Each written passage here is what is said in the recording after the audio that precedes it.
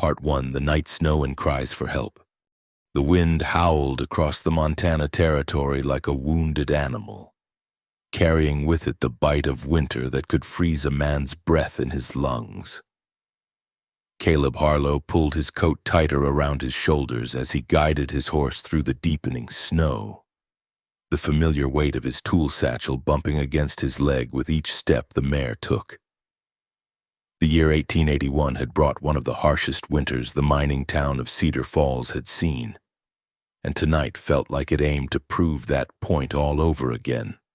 Behind him, the lights of the remote trading post flickered and disappeared into the white curtain of falling snow. He delivered the last of his ironwork to old Pete Morrison's station: horseshoes, a new lock for the grain store, and 3 kitchen knives that had taken him the better part of a week to forge proper. Pete had paid him in silver coins and a hot meal, both of which sat heavy and grateful in Caleb's belly now as he made his way back toward town. The trail wound through a stretch of abandoned homesteads, places where folks had tried to make a go of it when the mine first opened but found the land too stubborn and the winters too cruel.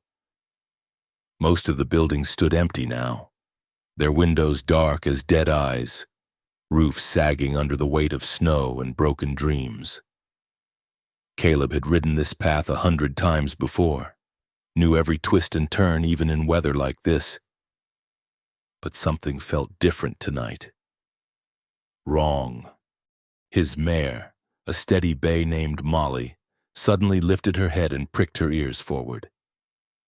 Her breath came out in sharp puffs of white vapor as she slowed her pace, nostrils flaring. Caleb trusted the horse's instincts more than his own sometimes.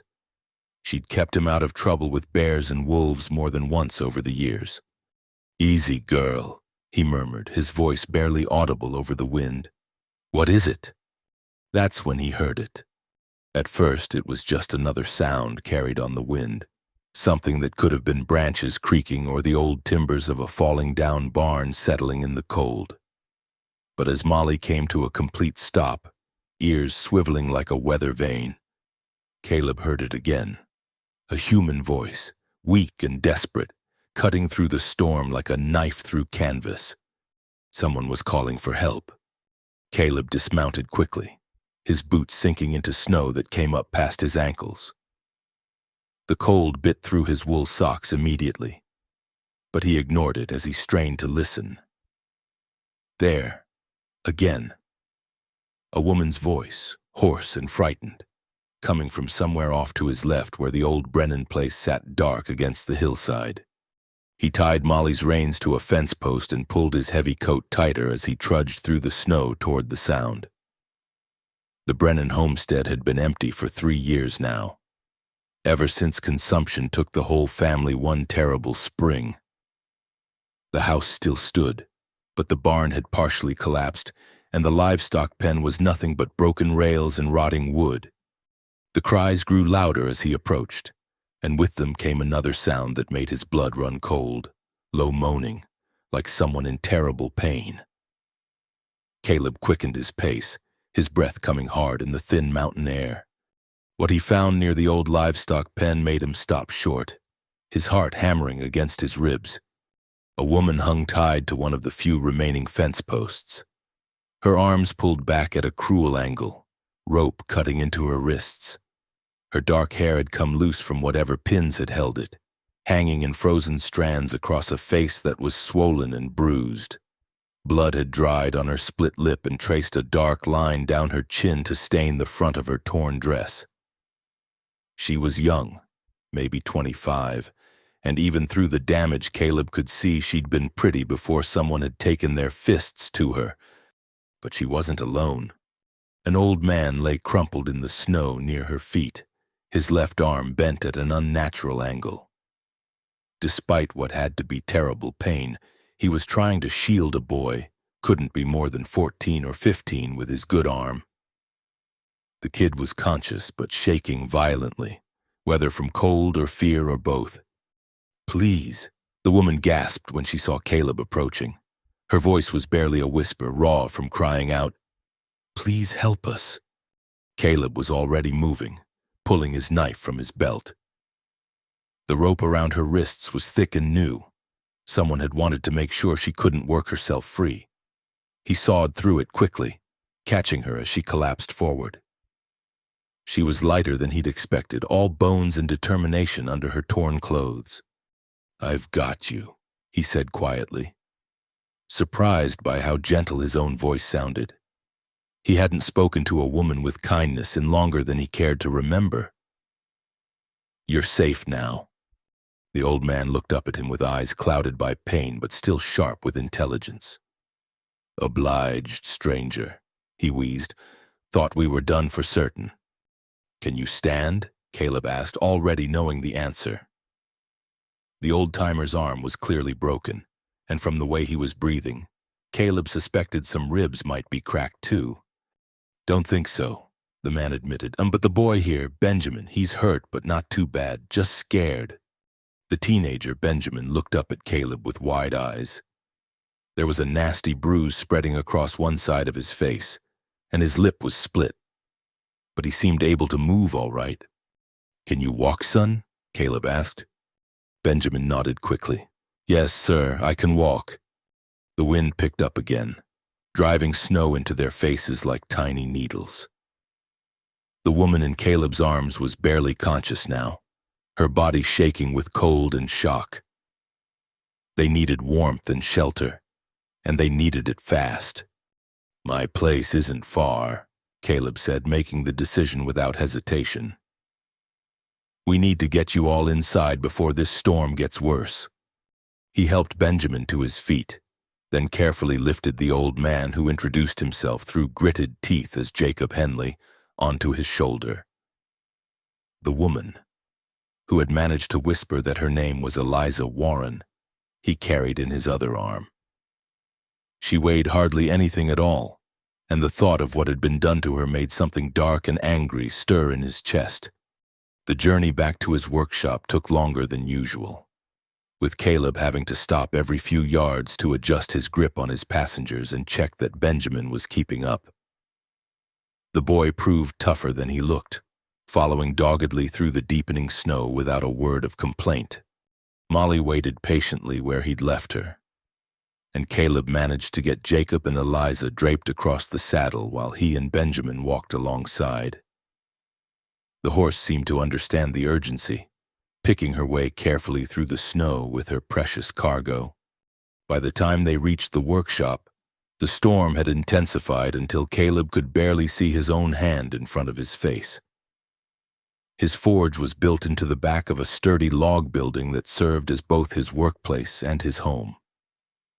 The main room housed his anvil and tools, while a smaller room in back held his bed, a table, and the few possessions he'd accumulated since Martha died. He shouldered open the heavy wooden door and carried his passengers inside, Benjamin close behind. The workshop was cold, but not nearly as bitter as the storm outside. More importantly, it was dry and secure. "Benjamin," Caleb said as he gently laid Eliza on his workbench, which he quickly cleared of tools. "Can you help me get a fire going in the forge? We need heat. Fast." The boy nodded and hurried to help, proving he knew his way around a fire. Within minutes, orange flames were dancing in the brick furnace that Caleb used for his metalwork. It wasn't designed for heating the whole space, but it would have to do. Caleb knelt beside Jacob, who was conscious but pale with pain. "Let me take a look at that arm," he said gently. "And been through worse," Jacob muttered, but he didn't resist as Caleb carefully examined the injury. The bone wasn't protruding through the skin, which was something, but it was definitely broken. "I'll need to set this," Caleb said. "It's going to hurt." Jacob nodded grimly. "Do what you need to do." While Caleb worked on splinting Jacob's arm with strips of wood and torn cloth, he kept glancing over at Eliza. She was stirring now, her eyes fluttering open to stare at the ceiling. When she tried to sit up, Caleb was there immediately, one large hand gentle on her shoulder. "Easy there," he said. "You're safe. You're in my workshop." Her eyes found his face, and he saw them widen slightly. He knew what she was seeing, a big man with calloused hands and arms like tree trunks from years at the forge. His beard was more gray than black now, and he suspected his face didn't offer much in the way of comfort to a woman who'd just been attacked. But instead of fear, he saw something else in her gaze. Relief, maybe, or gratitude. "The others?" she whispered. "Safe," Caleb assured her. "Old Jacob there is going to have a sore arm for a while, but he'll be fine. Benjamin's helping with the fire." She tried to sit up again, and this time he helped her, steadying her with one hand while she found her balance. Up close, he could see more of the damage that had been done to her. Someone had hit her hard, more than once. The sight of it made his jaw clench. "Who did this to you?" he asked quietly. Eliza's eyes grew dark, and she looked away toward the growing fire. For a long moment, the only sounds in the workshop were the crackling of flames and the wind howling outside. Finally, Jacob answered for her. "Town men," he said, his voice tight with pain and anger. "Kellen's boys." Caleb knew the name. Royce Kellen ran what passed for law enforcement in Cedar Falls, though most folks knew he was more interested in lining his own pockets than keeping the peace. He and his men collected protection fees from the businesses in town, and those who couldn't or wouldn't pay often found themselves with broken windows or worse. "What happened?" Caleb asked. Jacob and Eliza exchanged glances, and something passed between them, a shared memory that neither wanted to revisit. "There's an old woman lives on the edge of town," Eliza said finally, her voice still hoarse. "Mrs. Patterson. Her husband died in the mine collapse last spring, and she's been barely getting by ever since. Kellen's men came around yesterday, demanding money she doesn't have." She paused, touching her split lip gingerly. "They were rough with her. Knocked her down. Threatened to burn her cabin if she didn't pay by today. She's 70 years old and weighs about as much as a wet cat." "So you stepped in," Caleb said. It wasn't a question. "Someone had to," Eliza replied, and there was steel in her voice despite her injuries. "I told them to leave her alone, that there were folks in town who'd help her if she needed it. And they didn't take kindly to that," Jacob added grimly. "Kellen himself showed up an hour later." Eliza continued. "Said I needed to learn to mind my own business. His men grabbed me right off the street, and when Jacob and Benjamin tried to help," she gestured toward their injuries, "they dragged us all out to that old place and left us to freeze." Benjamin spoke up for the first time since they'd reached the workshop. His young voice was steady, but Caleb could hear the fear underneath it. Said it was a lesson for anyone else who wanted to stick their nose where it didn't belong. Caleb stood slowly, his hands clenching into fists at his sides. He'd known Kellen was a bully and a thief, but this was something else entirely. Beating a woman for trying to help an old widow, then leaving 3 people to die in a blizzard. It was the kind of cruelty that made decent folks lose faith in the world. "They'll come looking for you," he said finally. "When they find out you didn't freeze to death like they planned." Eliza nodded, her face pale but determined. "I know. That's why we can't stay here. We've already put you in enough danger just by—" "No." Caleb's voice cut through her words like a blade. "You're not going anywhere. Not tonight, not tomorrow, not until you're healed and ready." He looked around at all 3 of them, beaten, exhausted, frightened, but still alive, still fighting. "Nobody deserves what they did to you," he said quietly. "And nobody's going to touch you again while you're under my roof. That's a promise."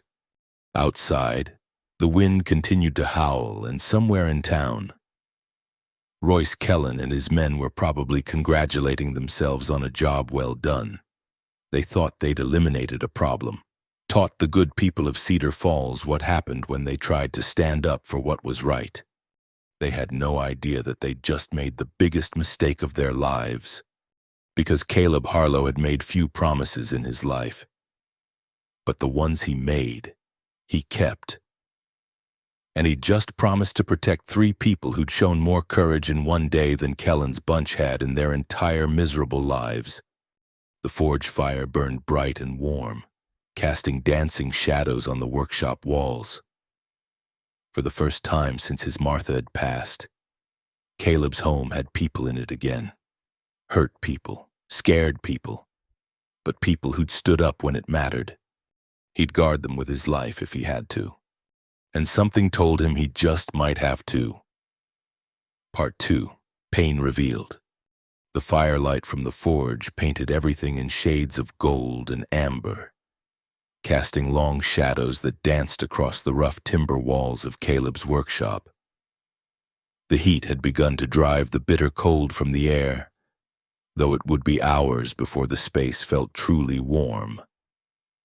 Outside, the wind continued its relentless assault, rattling the shutters and finding every crack in the walls to whisper through.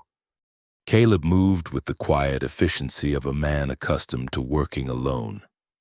He filled a large iron pot with water from the barrel he kept near the back door and hung it over the forge fire to heat. The water would be needed for cleaning wounds and making hot drinks, both necessary if his unexpected guests were going to survive the night. Eliza sat hunched on a wooden crate near the fire, her arms wrapped around herself. She'd stopped shivering, which was a good sign. But Caleb could see the way she held herself, careful and guarded, like every movement might bring fresh pain. Her dark hair fell across her face, hiding the worst of the bruising, but he'd seen enough. Benjamin had curled up on a pile of horse blankets in the corner, exhaustion finally claiming him. The boy had shown remarkable strength for someone so young, but the events of the day had taken their toll. His breathing was steady and deep, the sleep of someone who'd pushed himself to his limits and beyond. Jacob remained propped against a stack of lumber, his splinted arm cradled against his chest. The old man's eyes were alert despite his pain, watching everything with the careful attention of someone who'd learned not to trust easy comfort. "How long have you known each other?" Caleb asked quietly as he checked the water. It was beginning to steam, but not yet hot enough for what he needed. "About 2 years," Jacob replied. "I came to Cedar Falls after my son died in a mining accident down in Colorado. Heard there was work here and maybe a chance to start over." He winced as he shifted position. "Eliza here gave me a place to stay when I first arrived. Didn't ask for nothing in return." Caleb glanced at the young woman, who was staring into the fire. "You run a boarding house?" "Not exactly," Eliza said softly. "I work at Murphy's restaurant, serving meals and cleaning up. But I've got a small room behind the kitchen, and sometimes folks need a place to rest for a night or two." She looked up at him, and in the firelight her eyes seemed older than her years. "Benjamin's my younger brother. Our parents died of fever when he was 12. We've been looking out for each other ever since." The simple words carried a weight of hardship that Caleb recognized. He'd seen plenty of folks in the territory who'd been forced to grow up fast, to take on burdens that should have belonged to adults. It was the way of things out here, where life was hard and help was scarce. "This Mrs. Patterson," he said, testing the water with the tip of his finger. "Still too cool. She got any family? Anyone who might stand up for her?" Jacob shook his head grimly. "That's what makes Kellen's bunch so bold. They pick on folks who can't fight back. Widows, old men, families barely scraping by. Mrs. and Patterson's got a nephew back east, but he might as well be on the moon for all the good he can do her." "And the sheriff?" Caleb asked, though he suspected he already knew the answer. "Sheriff Donovan's a decent enough man, Eliza said. But he's old and tired. Kellen's got twice as many men, and they're all armed. Donovan does what he can, but... She shrugged, a gesture that spoke volumes about the reality of law enforcement in Cedar Falls. The water had finally reached a rolling boil. Caleb used a thick cloth to lift the pot from its hook and pour some of the steaming liquid into a wooden bowl. He pulled a clean shirt from his personal belongings and tore it into strips, creating makeshift bandages. This might sting a bit, he warned as he approached Eliza with the bowl and cloth. For a moment, she tensed, and he saw something flicker in her eyes. Fear, maybe, or the instinctive wariness of someone who'd been hurt too recently. But then she nodded and tilted her face toward the light. "I've had worse," she said, though her voice was barely above a whisper. Caleb doubted that. As he gently cleaned the dried blood from her face, he could see the full extent of the damage. Her left eye was swollen nearly shut, the skin around it already turning deep purple. Her split lip would heal, but it would be tender for days. There were finger-shaped bruises on her throat that made his jaw clench with anger. "They did this because you spoke up for an old woman," he said, his voice carefully controlled. "They did this because they're cowards," Eliza replied, meeting his eyes steadily. "Cowards who get their power from hurting people who can't fight back." As he worked, Caleb found himself studying her face. Beneath the bruises and swelling, he could see the woman she was, strong-featured, with intelligent eyes and a mouth that probably smiled easily under better circumstances. There was something about her that reminded him of Martha, not in looks but in spirit. Martha had been the same way, unable to ignore suffering when she saw it. "My wife used to say the same thing," he said without thinking, then immediately regretted the words. He didn't talk about Martha, hadn't mentioned her to anyone in the 3 years since the consumption took her. But Eliza didn't press him for details, just nodded as if she understood that some wounds went deeper than what showed on the surface. When he'd finished cleaning her injuries, Caleb moved on to Benjamin, who'd woken when the conversation started. The boy's lip needed attention, and there was a cut on his forehead that had bled considerably but wasn't deep. As he worked, Caleb was struck by the family resemblance. Benjamin had the same dark hair and determined set to his jaw that his sister possessed. "You did good today," Caleb told the boy as he bandaged the cut. "Standing up for your sister and Mr. Henley takes courage." Benjamin's face flushed with pleasure at the praise. Eliza's always stood up for other people. Figured it was time someone stood up for her. Jacob's injuries required more careful attention. The broken arm was properly splinted, but Caleb suspected there might be cracked ribs as well. The old man bore the examination with stoic silence, only occasionally letting out a sharp breath when Caleb hit a particularly tender spot. "You'll need to rest that arm for several weeks," Caleb said when he'd finished. "And those ribs are going to be sore for a while." "I've had broken bones before," Jacob replied, "when they heal given time." With the immediate medical needs addressed, Caleb turned his attention to food. His supplies were modest: salt pork, dried beans, flour, and some preserved vegetables, but it would be enough to make a decent meal. He'd also been saving a small piece of smoked bacon that would add flavor to whatever he cooked. As he worked at his small stove, slicing the salt pork and setting beans to soak, he became aware that Eliza was watching him. When he glanced over, she looked away quickly, but not before he caught something in her expression that he couldn't quite identify. "I can help with that," she offered, starting to rise from her crate. "You'll sit right where you are," Caleb said firmly but not unkindly. "You've been through enough today without worrying about cooking." "I don't mind," she insisted. "I'm used to kitchen work, and I don't like sitting idle when there's work to be done."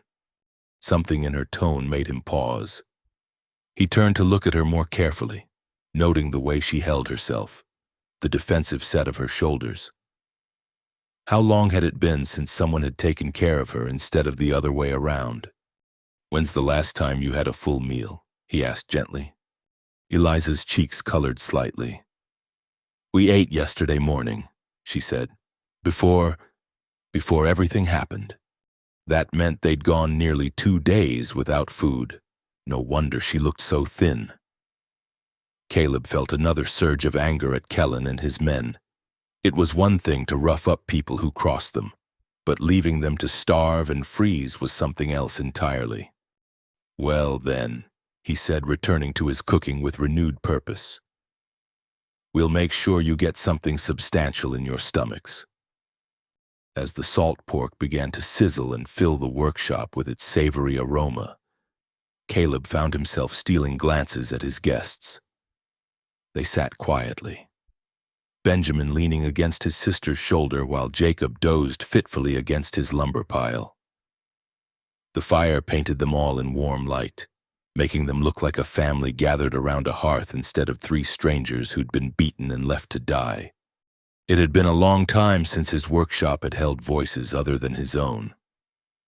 Longer still since he'd felt responsible for anyone's well-being besides his own. The feeling was both familiar and strange, like putting on clothes that had once fit perfectly but now felt different after years in storage. "Mr. Harlow," Eliza said suddenly, breaking the comfortable silence. "Why are you helping us? You don't know us, and we've brought nothing but trouble to your door." Caleb considered the question as he stirred the beans. Why was he helping them? The practical answer was simple. No decent person could have left them to die in the snow. But there was more to it than that. Something he wasn't sure he could put into words. "My Martha used to volunteer at the church," he said finally. "Every Sunday after service, she'd help prepare meals for folks who were having hard times. Widows, families where the breadwinner was hurt or sick, travelers who were down on their luck." He paused, lost in the memory. "I asked her once why she did it, why she spent so much time helping people who couldn't do anything for her in return." "What did she say?" Eliza asked softly. "She said that when you see someone hurting and you have the power to help, you help. Simple as that. Said it didn't matter if they were friends or strangers, good people or folks who'd made mistakes. Pain is pain, and if you can ease it, you should." He ladled the beans and salt pork into 3 wooden bowls, adding chunks of bread that he'd baked 2 days earlier. The meal wasn't fancy, but it was hot and filling, and right now that was all that mattered. "She sounds like a good woman," Eliza said as he handed her a bowl. "She was the best woman I ever knew." Caleb replied simply, "Lost her to consumption 3 years ago. Some days I think I can still hear her voice, telling me to do better. Be better." Benjamin accepted his bowl with eager hands, the smell of the food making his stomach audibly growl. Jacob roused himself enough to eat, though Caleb had to help him manage the spoon with his good hand. As they ate, a comfortable quiet settled over the workshop. The storm outside showed no signs of letting up, but inside they were warm and fed and safe. For the moment. That was enough. "They'll come looking," Jacob said eventually, echoing what they were all thinking. "Kellen's not going to let this slide. If word gets out that someone stood up to his boys and lived to tell about it, it might give other folks ideas." "Let them come," Caleb said, his voice hard as the iron he worked. "This is my property, and you're under my protection. Anyone who wants to change that is welcome to try." Eliza set down her empty bowl and looked at him directly. "You don't understand what you're up against. Kellen's got 8 or 9 men who'll do whatever he tells them. They're not above burning buildings or worse if they think it'll send a message." "Maybe," Caleb acknowledged. "But I've got something they don't." "What's that?" Benjamin asked. Caleb stood and walked to a heavy wooden chest in the corner of the workshop. When he opened it, firelight glinted off the contents, not just his smithing tools, but several rifles and a pair of pistols, all well maintained and ready for use. "I've got a reason to fight," he said simply, "and in my experience that counts for more than numbers." He closed the chest and returned to the fire, where Eliza was staring at him with an expression he couldn't quite read. "You don't have to do this," she said quietly. "We could leave tonight, try to make it to the next town. You've already done more than enough." "Where would you go?" Caleb asked. "In this storm, in your condition? Even if you made it out of the valley alive, what then? Kellen's got friends in other towns, other men who think like he does. You'd be running for the rest of your lives." The truth of his words settled over them like a heavy blanket. In the silence that followed, the wind seemed to grow louder, more threatening. "Besides," Caleb added, his voice gentler now, "I made you a promise, and I don't break my promises." Eliza's eyes glistened in the firelight, though whether from unshed tears or just the smoke from the forge, he couldn't tell. When she spoke, her voice was barely audible above the crackling flames. "Thank you," she whispered, "for everything." Caleb nodded and turned back to the fire, uncomfortable with gratitude. He'd done what any decent man would do, nothing more.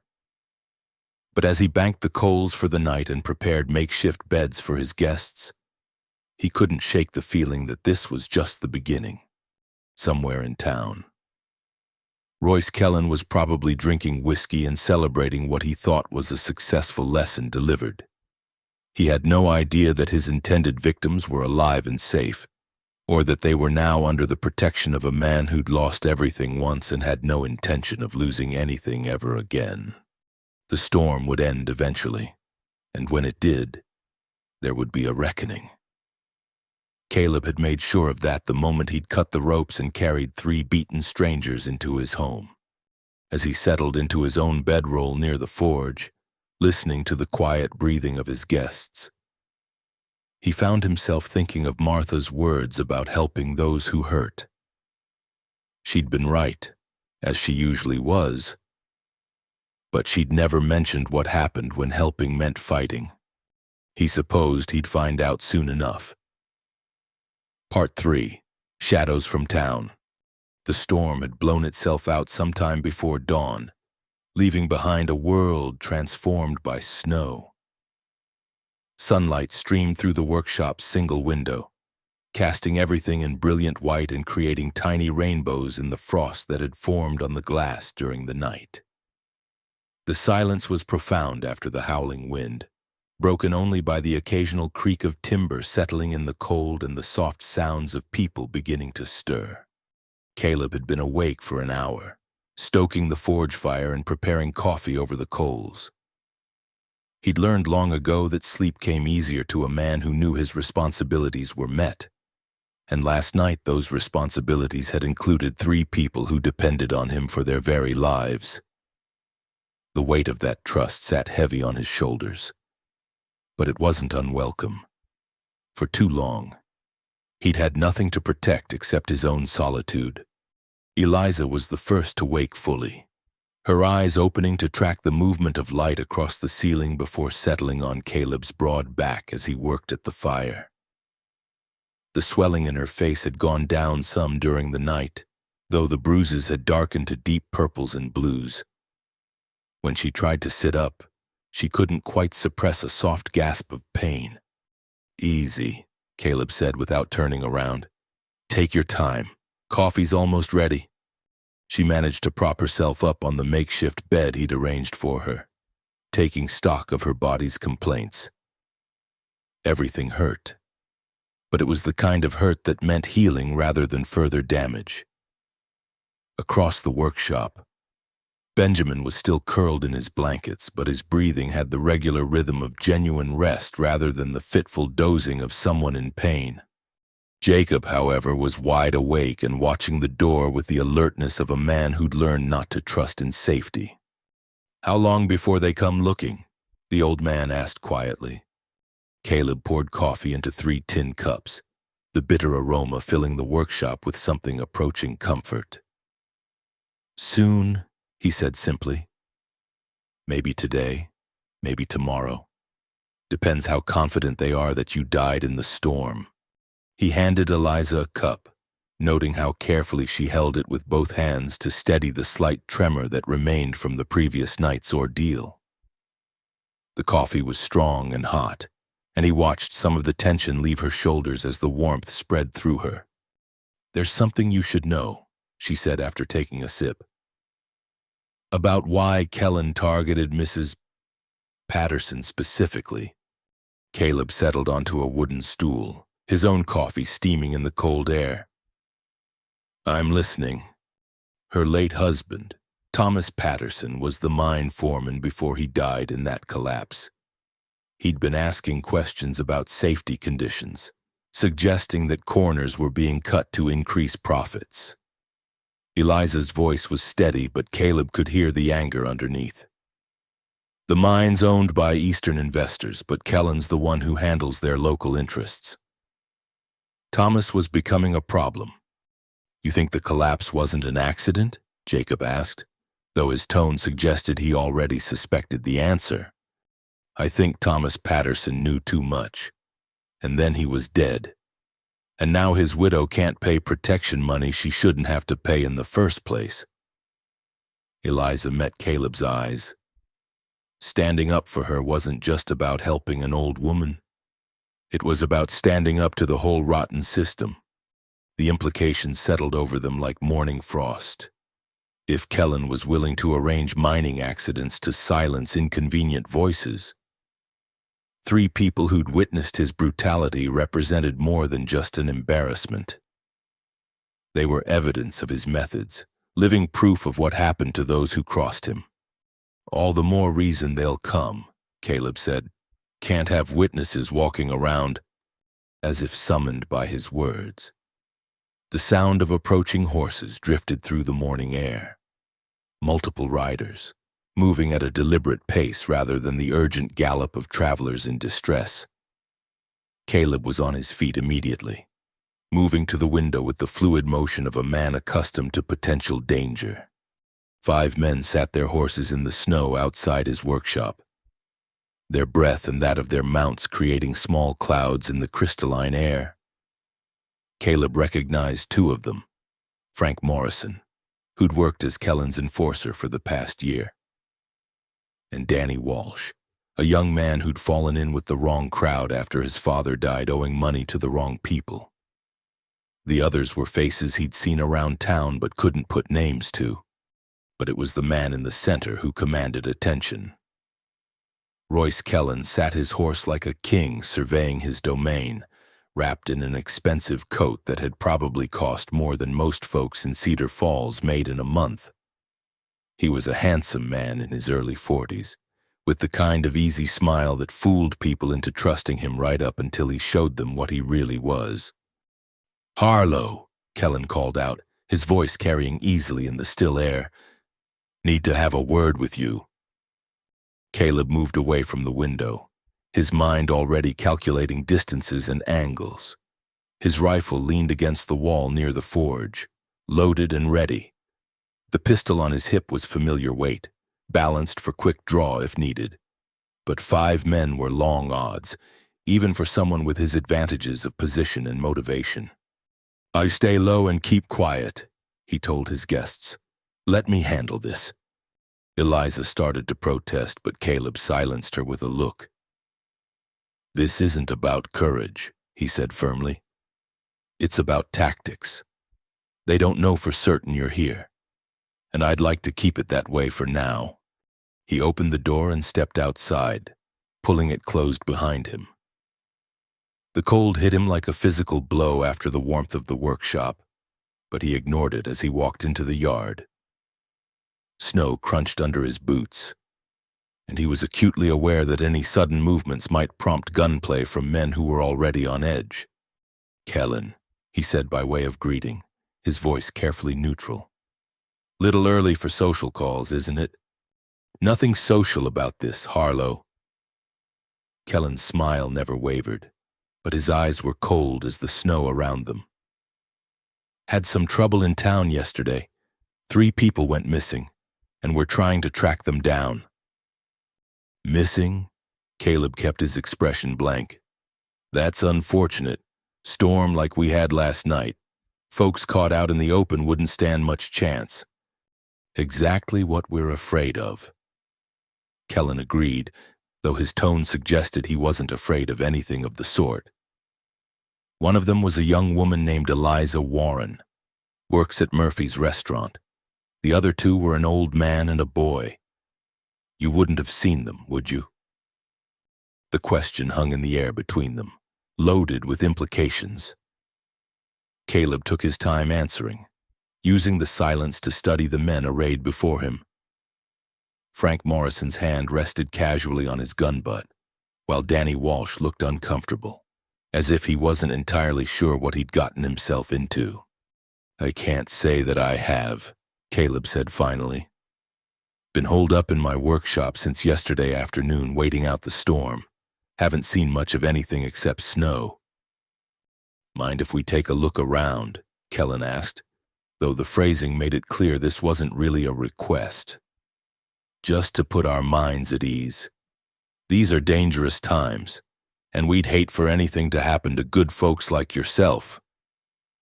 The threat was politely delivered but unmistakable. Caleb felt his jaw tighten, but he kept his voice level. I mind plenty, he said. This is my property, and I didn't invite you onto it. For the first time, Kellen's smile slipped. Now, Harlow. There's no need to be uncooperative. We're all law-abiding citizens here, just trying to look out for each other. Law-abiding, Caleb repeated, putting just enough emphasis on the words to make his skepticism clear. That's funny. Last I checked, Sheriff Donovan was the only one with authority to search people's property in this county. Sheriff Donovan's an old man. Frank Morrison spoke up, his voice carrying the casual arrogance of someone accustomed to intimidating people. Sometimes he needs help maintaining order. I see, Caleb said. And you boys are just helping out, is that it? The tension ratcheted higher. Caleb could see Morrison's hand tighten on his gun, could read the signs of men working themselves up to violence. But he also saw something else. Uncertainty in Danny Walsh's face, discomfort in one of the other riders. Kellen might command through fear, but that didn't mean all his men were comfortable with every aspect of their work. Look, Kellen said, his voice taking on a reasonable tone that didn't fool anyone. We know you're a decent man. Harlow, respected craftsman, keeps to himself, doesn't cause trouble. But sometimes decent folks get taken advantage of by people who aren't so decent. Sometimes they get fooled into harboring fugitives without understanding the full situation. Fugitives, Caleb said. That's what you're calling them now? The Warren woman assaulted one of my men, Kellen replied smoothly. Attacked him without provocation when he was conducting official business. That makes her a criminal, and anyone helping her could be considered an accessory. The lie was delivered with such confidence that Caleb almost admired the performance. Almost. But he'd seen Eliza's injuries, had heard the true story from people who had no reason to lie about it. The gap between Kellen's version of events and reality was as wide as the valley they sat in. Official business, Caleb repeated. Didn't know beating up old widows was official anything. Kellen's mask slipped completely then, revealing the cold calculation underneath. You're walking on dangerous ground, Blacksmith. I'd suggest you step back before you fall into something you can't climb out of. Caleb took a step forward instead, his hand moving to rest on his gun butt in a mirror of Morrison's stance. I've been walking dangerous ground my whole life, Kellen. Started when I was 15 and joined up to fight in the war. Continued when I came out here to scratch a living from rocks and snow and hostile territory. A man gets used to danger after a while. The standoff stretched between them. 5 mounted men against 1 on foot. But somehow the odds didn't feel as lopsided as they should have. Caleb had chosen his ground well. He was close enough to his workshop to reach cover if shooting started, but far enough out that any gunfire wouldn't immediately endanger the people inside. "This doesn't have to be difficult," Kellen said, making one last attempt at reasonable persuasion. "Just let us look around. If there's nothing to find, we'll be on our way and you can get back to your metalwork."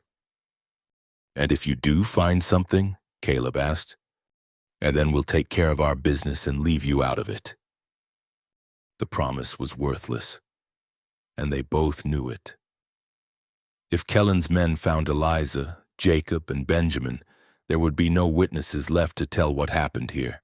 Caleb would die along with the people he'd sworn to protect, and the official story would be whatever Kellen decided it should be. "I told you once already," Caleb said, his voice hardening. "You're not searching my property.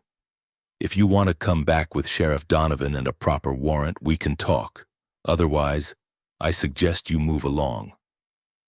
Morrison's gun was halfway out of its holster before Kellen's sharp command stopped him. "Frank!" The enforcer froze, his weapon half drawn, confusion flickering across his face. But Kellen was studying Caleb with new interest, reassessing the situation like a gambler calculating odds. "You're serious about this," Kellen said. "It wasn't a question." "I'm dead serious. Even knowing what it might cost you?" "Especially knowing what it might cost me." Kellen nodded slowly, as if confirming something he'd suspected. "You know, Harlow, I've always respected you. Good craftsman, minds his own business. Doesn't cause trouble for decent folks trying to make a living. But it seems like you've developed some bad habits. Started believing you can pick and choose which laws you follow." "The funny thing about laws," Caleb replied. "They're supposed to protect people, not give bullies an excuse to hurt whoever they please." "Careful," Kellen warned. "That sounds dangerously close to treason, questioning legitimate authority, harboring fugitives, interfering with official investigations.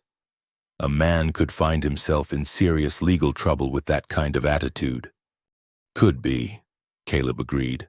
"Or he could find himself sleeping better at night, knowing he stood up when it mattered." The words hung in the frigid air like a challenge. Around them, the snow-covered landscape stretched away in all directions, beautiful and merciless and indifferent to human conflict. But here, in this small clearing beside a blacksmith's workshop, principles were colliding with pragmatism, and both sides knew that compromise was no longer possible. "This isn't over," Kellen said finally, gathering his reins. "Not by a long shot." "Didn't figure it was," Caleb replied. Kellen turned his horse and rode away, his men falling in behind him. But Frank Morrison lingered for a moment, his eyes promising future violence before he spurred his mount to catch up with the others. Caleb watched them disappear into the forest before allowing himself to relax. His hand was cramped from gripping his gun, and he realized he'd been holding his breath for the last part of the confrontation. But they were gone, at least for now, and everyone inside the workshop was still safe. He turned back toward the building, aware that 3 pairs of eyes were probably watching him from the window. When he opened the door, he found them exactly as he'd left them. Though Benjamin had awakened during the confrontation and was sitting up with wide, frightened eyes. "They're gone," Caleb said simply. "For now," Eliza added, her voice tight with worry. "But they'll be back. You know they will." "Let them come," Caleb said, moving to check his rifle, "and the next time I'll be ready." But even as he spoke the words, he knew the situation had fundamentally changed. Before, Kellen might have been content to let sleeping dogs lie, to assume his message had been received and his authority respected. Now there was no room for ambiguity. Lines had been drawn, and neither side could back down without losing everything. The real fight was just beginning. Part 4. Days of Shelter. 3 days passed without another visit from Kellen and his men, though their absence felt more like the calm before a storm than any real peace. During those days, the workshop settled into a rhythm that felt both natural and strange to Caleb, who had grown accustomed to solitude in the years since Martha's death. The morning after Kellen's visit, Eliza had insisted on earning her keep despite Caleb's protests.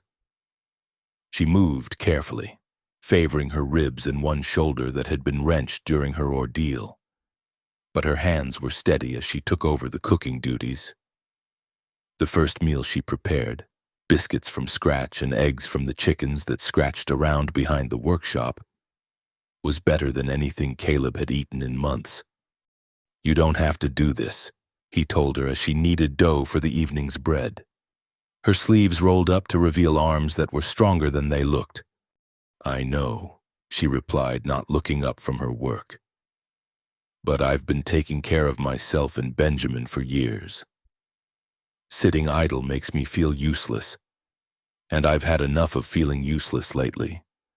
There was something in her voice that made him understand this wasn't about gratitude or obligation. It was about dignity, about maintaining her sense of self when everything else had been stripped away. So he let her work, though he made sure she rested when the pain in her ribs became too obvious to ignore. Benjamin proved equally unwilling to remain idle. The boy had a quick mind and eager hands, and within hours of waking up properly, he was asking questions about the forge and the various tools hanging on Caleb's walls. By the second day, he was helping to tend the fire and learning to work the bellows with the careful attention of someone who genuinely wanted to understand the craft. "Never seen metalwork up close before," Benjamin admitted as he watched Caleb shape a horseshoe on the anvil. The rhythm of hammer on steel filled the workshop with its ancient music, and sparks flew like tiny stars in the firelight. "Always seemed like magic to me, the way you can take cold iron and make it into whatever you need." "Not magic," Caleb said, pausing to examine his work. "Just understanding what the metal wants to do and helping it get there. Iron's got its own nature, like people do. Fight against it and you'll break either the iron or yourself. Work with it, and you can make something useful." The boy nodded solemnly, as if filing away wisdom that went beyond metalwork. And maybe it did. Caleb found himself thinking about those words later, wondering if the same principle applied to people who'd been beaten down by life. Maybe healing was less about forcing strength and more about creating conditions where natural resilience could flourish. Jacob, despite his injured arm, proved invaluable in ways that surprised them all. The old man had a lifetime of experience with hardship and an encyclopedic knowledge of practical skills. He could mend torn clothing with stitches so small they were nearly invisible, knew which herbs could ease pain and which could help wounds heal faster, and had stories that kept them entertained during the long winter evenings. "Learned to sew during the war," he explained as he worked on repairing Eliza's torn dress with his good hand. "A lot of soldiers had to learn skills their mothers would have taught them if they'd had time. Man gets tired of wearing clothes held together with hope and stubbornness." More importantly, Jacob served as an extra pair of eyes and ears, positioning himself near the window during the day to watch for riders while Caleb worked at the forge. His presence meant Caleb could focus on his craft without constantly looking over his shoulder, though he never let his guard down completely. The work itself became a kind of meditation for all of them.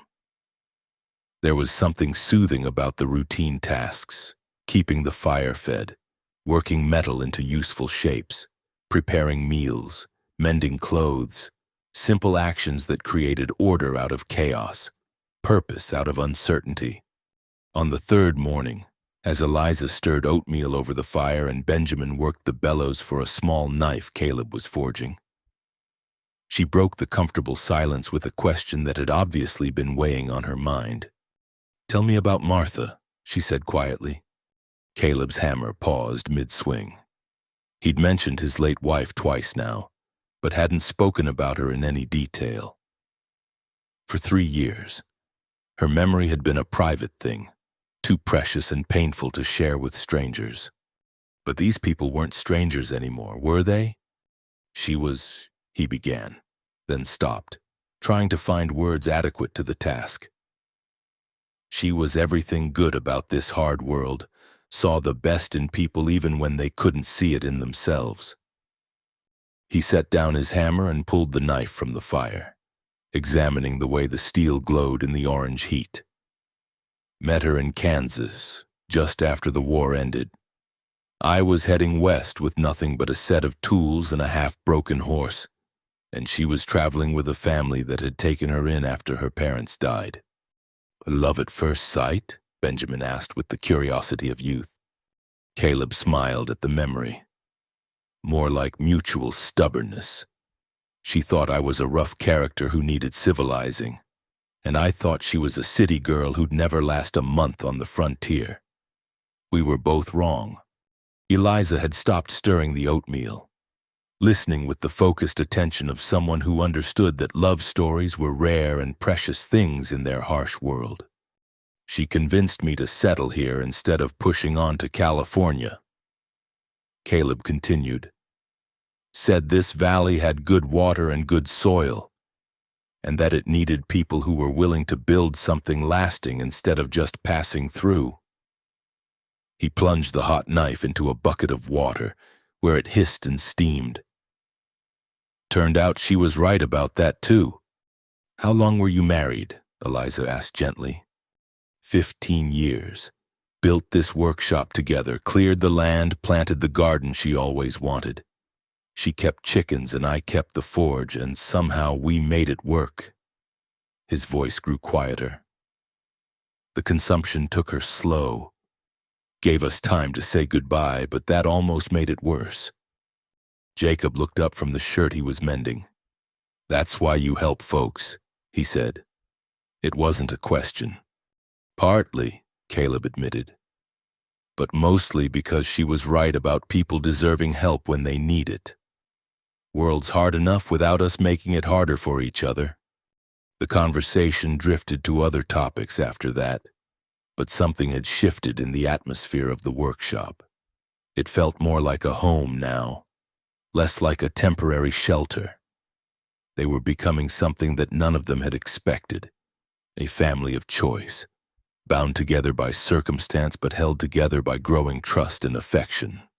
That afternoon, while Benjamin practiced simple metalwork under Caleb's guidance and Jacob dozed by the fire, Eliza approached Caleb with a question that had obviously taken courage to ask. "Would you teach me?" she said. Caleb looked up from the blade he was sharpening. "Teach you what?" "To use a gun, to defend myself." Her voice was steady, but he could see the determination in her eyes. "I never want to be helpless again. If Kellen's men come back, I want to be able to fight." The request didn't surprise him. He'd seen the way she watched when he cleaned his weapons, the way she studied the defensive positions he'd chosen around the workshop. She was thinking like someone who expected trouble and wanted to be ready for it. "It's not as simple as pointing and pulling the trigger," he warned. "I know. That's why I'm asking you to teach me properly." Over the next hour, he showed her how to hold Martha's old pistol, how to sight down the barrel, how to breathe and squeeze rather than jerk the trigger. Her hands were smaller than his, but steady, and she listened to his instructions with the focused attention of someone who understood that her life might depend on getting it right. "The weight's going to feel strange at first," he told her as she practiced the motions with an unloaded weapon. "And the kick when you fire will be more than you expect. But if you need to use it, don't hesitate. Hesitation will get you killed." "I won't hesitate," she said, and something in her voice convinced him she meant it. They couldn't risk actual shooting practice. The sound would carry too far and might attract unwanted attention. But he could teach her everything else. How to load quickly, how to clear a jammed cylinder, how to make every shot count when ammunition was precious. As the days passed, the routine of their shared life began to feel less temporary and more like something that might endure. Benjamin showed real aptitude for metalwork, his young hands learning to feel the rhythm of hammer and anvil. Jacob's stories became a kind of evening entertainment, tales of travel and hardship that reminded them all that they'd survived worse things than Royce Kellen. And Eliza began to smile again. It started small, a quirk of her lips when Benjamin made a particularly earnest observation about the nature of heated steel, or when Jacob told a story about a horse that was smarter than its owner. But gradually, as the bruises faded and her confidence returned, the smiles became more frequent and genuine. Caleb found himself looking forward to those smiles more than he cared to admit. One evening, as they sat around the fire after supper, Eliza asked him about his plans for the workshop. "Always figured I'd expand someday," he said, gesturing toward the back wall. "Add on a proper kitchen, maybe a couple of rooms for when travelers need a place to stay. Martha always wanted to take in folks who were passing through. Said hospitality was a duty in country this rough." "Sounds like a good plan," she said. "This valley could use a place where people know they'll be treated decent." "He could use someone who knows how to cook too," Benjamin added with a grin. "No offense, Caleb, but your biscuits could be used for building material." The laughter that followed felt natural and unforced, the kind of easy comfort that develops between people who've shared danger and come through it together. But underneath the warmth, they all knew that their current peace was temporary. Kellen hadn't forgotten about them, and sooner or later, he would make his next move. The question was whether they would be ready when he did. That night, as the others settled into sleep, Caleb found himself thinking about Martha's dream of expanding the workshop into a proper inn. It had always seemed like something for the distant future, a luxury he couldn't afford while he was still establishing his reputation as a craftsman. But now, with 3 people depending on him and the possibility of more to come, the idea felt less like a dream and more like a necessity. If they were going to make a stand against men like Kellen, they would need allies. And if they were going to have allies, they would need to offer something in return: safety, food, shelter, honest work. A place where people could come to escape the harsh realities of frontier life, even if only for a night or two.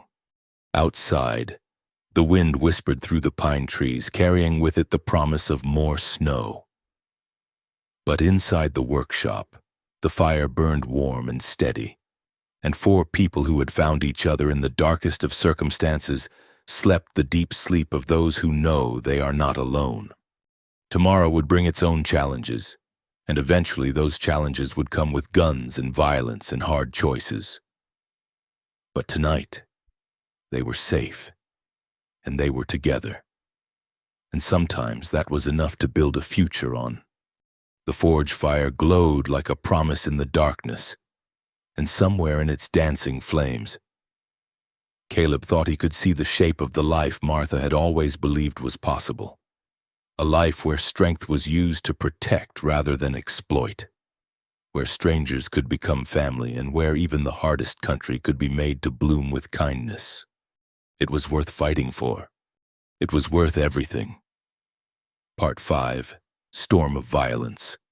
The attack came on a gray afternoon when the sky hung low and heavy with the promise of more snow. Caleb had been working at the forge, shaping iron fittings for a harness repair, when Jacob's sharp whistle from the window cut through the rhythmic hammering. It was the signal they'd agreed upon, riders approaching, more than just a casual visit. "How many?" Caleb asked. setting down his hammer and moving to the weapon cache without apparent haste. 3 days of relative peace had given them time to prepare, to turn the workshop into something approaching a fortress. 6 men, Jacob reported, his voice steady despite the tension.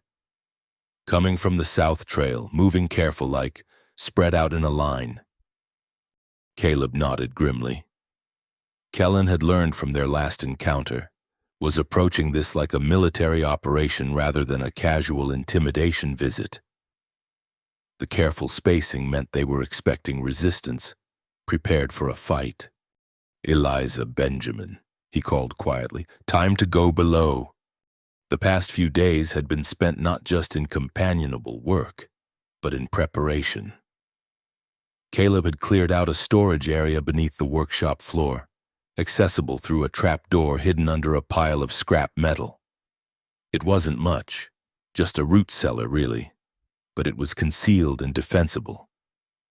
More importantly, it had a second exit that led to the chicken coop behind the building. Eliza moved without argument, though Caleb could see the conflict in her eyes. She'd been practicing with Martha's pistol every day, had proven herself steady and accurate in their improvised shooting lessons. The idea of hiding while others fought went against everything in her nature. "I should stay," she said as Benjamin dropped down into the hidden space. "I can help." "You can help by staying alive," Caleb replied firmly. "If this goes bad, you're the only witness to what really happened to Mrs. Patterson. Your testimony's worth more than another gun." It was a practical argument, and she accepted it as such, though her jaw was set with frustration. As she prepared to follow Benjamin into the cellar, Caleb pressed Martha's pistol into her hands. "If they get past us," he said quietly, "don't let them take you alive, do you understand?" She nodded, her fingers closing around the weapon's familiar grip. They both knew what Kellen's men would do to her if they got the chance. Death was preferable to that kind of suffering. Jacob had taken position near the front window with one of Caleb's rifles. His splinted arm braced against the wall for support, despite his injuries. The old man's eyes were clear and his hands steady. He'd fought in wars before this one, and it showed in the calm way he checked his weapon and sighted down the barrel. "They're dismounting about 50 yards out," he reported. Leaving their horses with one man while the others come forward on foot, Caleb took up position at the side window, where he could cover the approach from the west while Jacob watched the main trail. The workshop's thick log walls would stop most rifle bullets, and they'd stacked additional cover around the windows during their preparations. It wasn't perfect, but it was better than being caught in the open.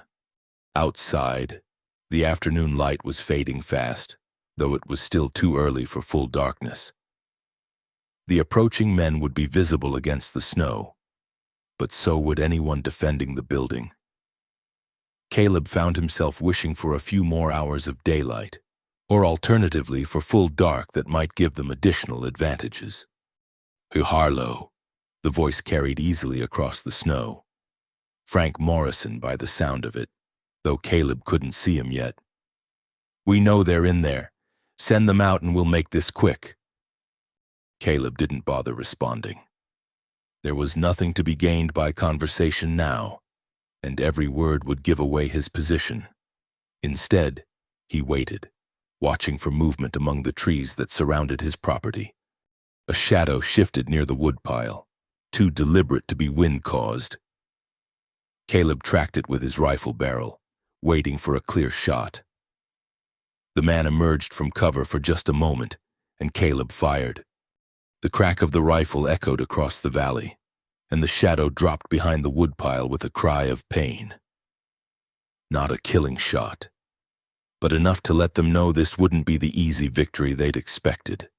Almost immediately, return fire erupted from multiple positions. Bullets thudded into the log walls and shattered the remaining glass in the windows. Jacob's rifle answered from the front of the building, and someone outside cursed fluently. "That's 2 down," Jacob called out. But they're spreading out, trying to flank us. Caleb had expected that. The workshop's position was strong from the front and sides, but vulnerable from behind where the chicken coop and storage shed offered concealment for anyone willing to crawl through the snow. That's why he'd made sure Eliza knew about the back exit from the cellar. More gunfire erupted, and this time the bullets came from behind the building. Someone had indeed worked around to their rear, was trying to force entry through the back door. The heavy wooden barrier held, but Caleb could hear them working at it with something, probably an axe. Jacob," he called, "can you hold the front?" For a while, the old man replied, firing again at a muzzle flash among the trees. "But if they rush us—" They both knew how that sentence ended. 2 men, one of them injured, couldn't hold off a determined assault indefinitely. Their only advantages were position and motivation, and those would only carry them so far. The sound of splintering wood from the back door told them their time was running out. Caleb moved from his position, taking up a spot where he could cover the rear entrance while still supporting Jacob if needed. It meant dividing their fire. But there was no choice. The back door gave way with a crash, and 2 men burst through the opening.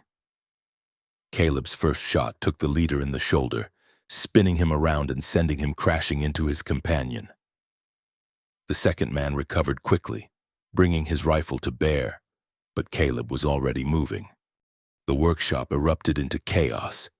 Gunsmoke filled the air, mixing with the acrid smell of hot metal from the forge and the sharper scent of blood.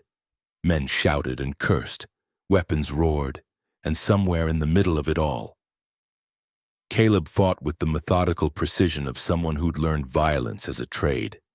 He worked his way toward the forge, using the familiar terrain to his advantage. A man emerged from the smoke near the tool rack, rifle raised, but Caleb's pistol spoke first. The intruder dropped his weapon and staggered backward, clutching his chest. From the front of the building came the sound of breaking furniture and Jacob's defiant curse.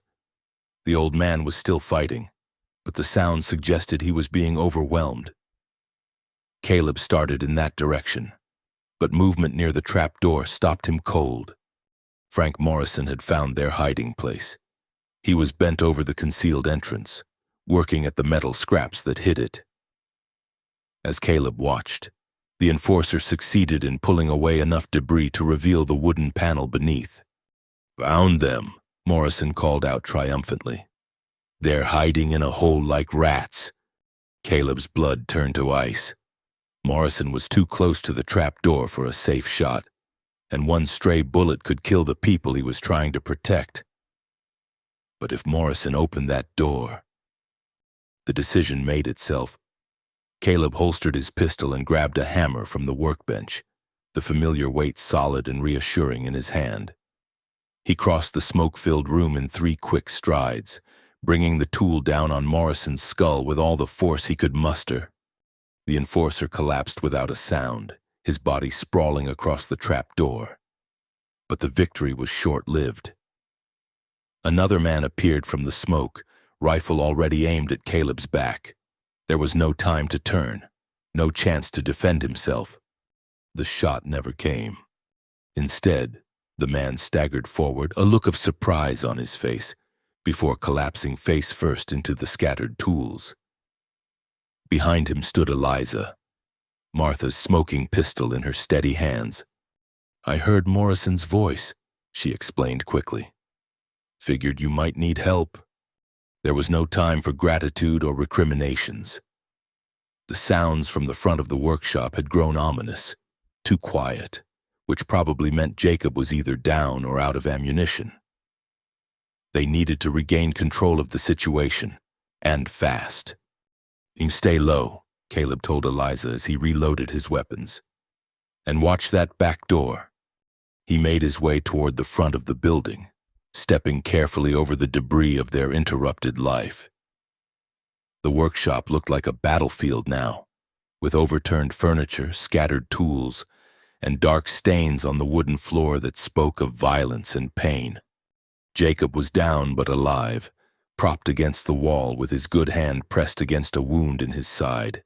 His rifle lay broken beside him, the stock shattered by a bullet or club.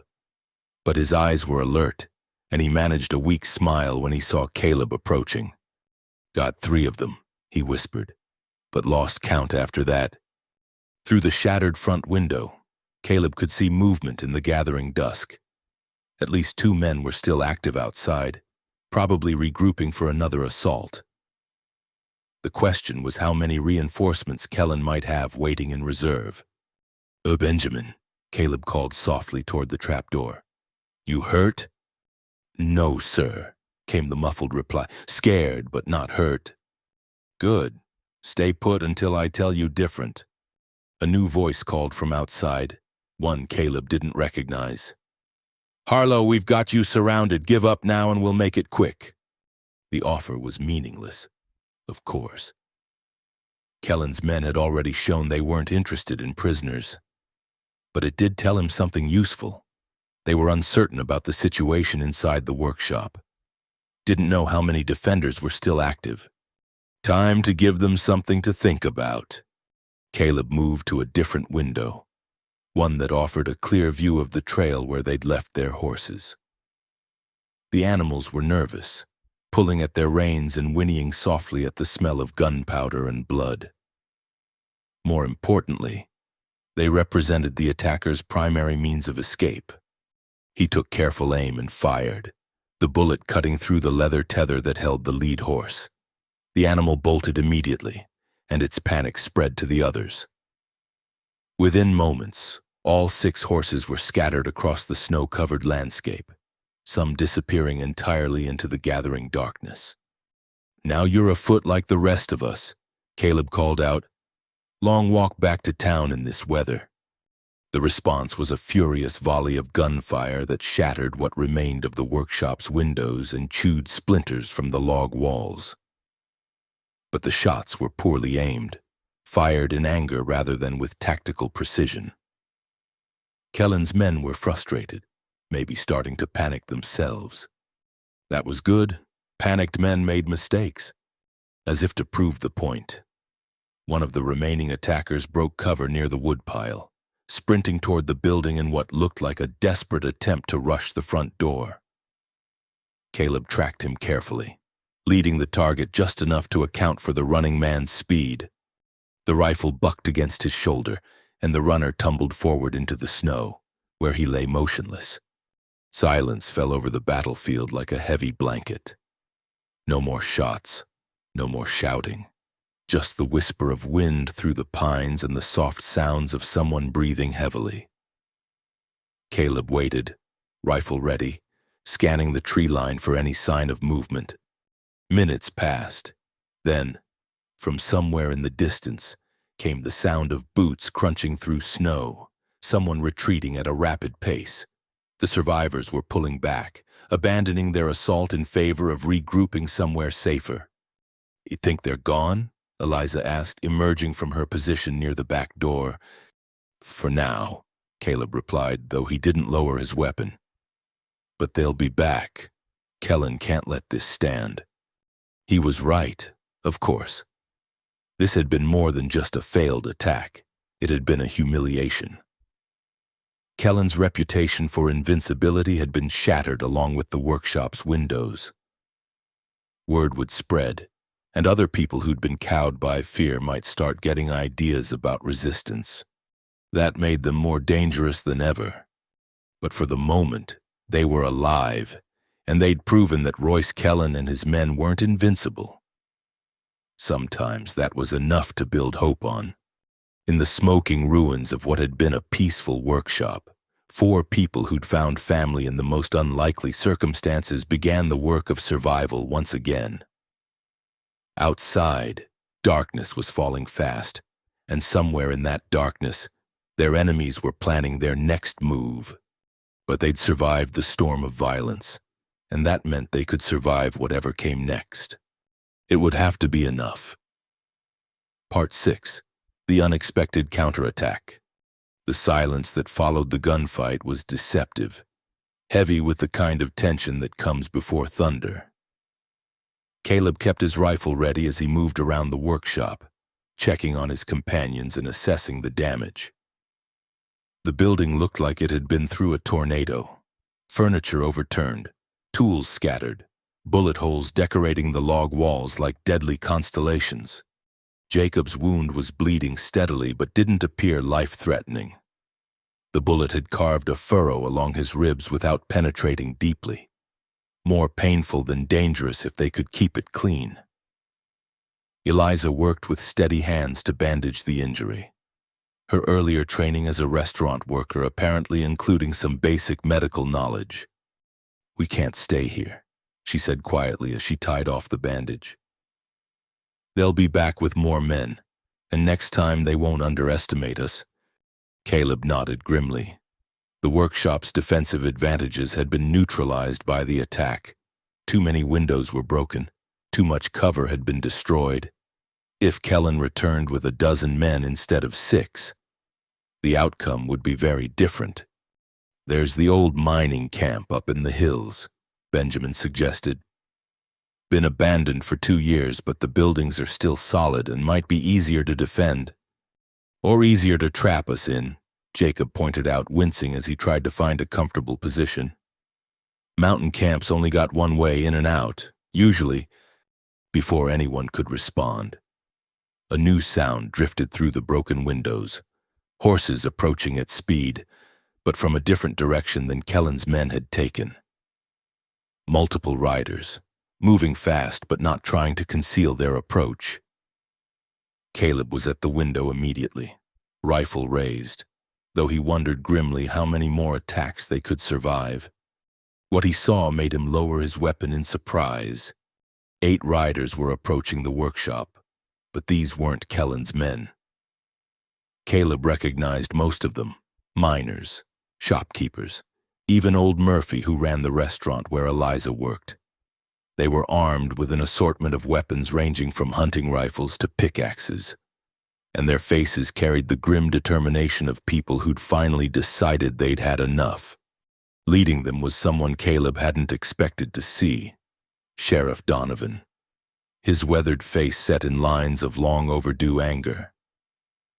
The old lawman's badge caught the fading light as he dismounted, moving with more energy than Caleb had seen from him in years. "Hey, Harlow," Donovan called out. "You folks all right in there?" "Alive and mostly whole," Caleb replied, stepping through the shattered doorway. "Though it was a close thing." "We heard the shooting," said Tom Bradley, one of the miners. He was a big man with hands like ham hocks and a reputation for fairness that had made him something of an unofficial leader among the working men. "Figured it was time we stopped hiding behind closed doors and did something about Kellen ourselves." Murphy, a small Irishman with fierce blue eyes, spat into the snow. "Been bleeding us dry for 2 years with his protection racket. When we heard he'd gone after Miss Warren for helping Mrs. Patterson, we knew it was time to make a stand." Caleb felt something he hadn't experienced in a long time. Hope mixed with surprise. He'd assumed the townspeople were too cowed by fear to resist Kellen's control, but apparently there was more steel in Cedar Falls than anyone had realized. "How many more are coming?" he asked. "This is it," Donovan admitted. "But it's more than Kellen's expecting. Man gets used to folks running scared. He stops watching his back proper." The sheriff's words proved prophetic. Even as they spoke, the sound of approaching horses came from the direction of town. But these riders were moving carelessly, confident in their superiority. Kellen's voice carried clearly through the evening air as he berated someone for the failure of the earlier attack. "Idiots couldn't handle one old blacksmith and a bunch of cowards," he was saying. "This time we finish it proper. Burn the whole place down if we have to." Caleb counted at least 10 men in Kellen's group as they emerged from the tree line. Probably the remainder of his forces plus whatever reinforcements he'd been able to recruit from neighboring towns. They were well armed and mounted, moving with the confidence of predators approaching wounded prey. What they found instead was a reception committee. Sheriff Donovan stepped into the middle of the clearing, his badge clearly visible, flanked by 8 determined townspeople. The effect on Kellen's group was immediate. The confident advance faltered as they realized they were no longer facing isolated victims but organized resistance. "That's far enough, Kellen," Donovan called out, his voice carrying the authority of legitimate law enforcement. "You and your boys are under arrest for assault, extortion, and attempted murder." Kellen's face went through several expressions in quick succession: surprise, anger, and finally cold calculation. When he spoke, his voice carried the smooth confidence of a man who'd talked his way out of trouble before. "Sheriff Donovan," he said with mock respect, "I'm afraid there's been a misunderstanding. We're here on official business, investigating reports of fugitives harboring dangerous criminals. The only criminals I see are wearing your colors." Tom Bradley spoke up. "We all know what you did to Mrs. Patterson and what you tried to do to Miss Warren." "Be careful, Bradley," Kellen warned. "Interfering with law enforcement is a serious charge. Wouldn't want your family to suffer for your poor judgment." The threat was delivered casually, but its impact was immediate. Bradley's face darkened with rage, and several of the other townspeople shifted restlessly. They'd all lived under Kellen's boot for too long, had all had their own encounters with his brand of law enforcement. "Your authority ends where mine begins," Donovan said firmly, "and I'm telling you to withdraw your men and return to town. Now." "I don't think so, old man." Kellen's mask of civility finally slipped completely. "Your time's over, has been for years. You just been too stubborn to admit it." The confrontation balanced on a knife's edge, 10 mounted men against 8 on foot. But the townspeople had the advantage of fighting for their homes and families. More importantly, they had the moral authority of the law on their side, represented by Donovan's weathered but legitimate badge. It was Frank Morrison who tipped the balance toward violence, still nursing the head wound Caleb had given him during the workshop attack. Morrison drew his pistol with the sudden fury of a man seeking revenge. "Enough talk," he snarled. "Time to settle this permanent—" His shot went wide, but it broke the tension like a snapping rope. Suddenly, the clearing erupted in gunfire as both sides opened up, the sharp cracks of rifles and pistols echoing off the surrounding hills. Caleb threw himself behind the overturned water trough, pulling Benjamin down beside him as bullets whined overhead. From his position, he could see the battle developing with deadly clarity. Kellen's men had the advantage of being mounted and better armed. But the townspeople were fighting with the desperation of those who knew they had nowhere left to retreat. Sheriff Donovan proved that age hadn't dulled his skills, putting 2 precise shots into Kellen's horse and sending the man tumbling into the snow. Tom Bradley and 3 other miners had taken cover behind a pile of lumber and were laying down steady fire that kept several of Kellen's men pinned in place. But it was Murphy who provided the decisive moment. The small Irishman had worked his way around the flank during the initial exchange, moving with the stealth of someone who'd learned wariness the hard way. As Morrison tried to reload his weapon while cursing Caleb's name, Murphy emerged from behind the chicken coop with a double-barreled shotgun.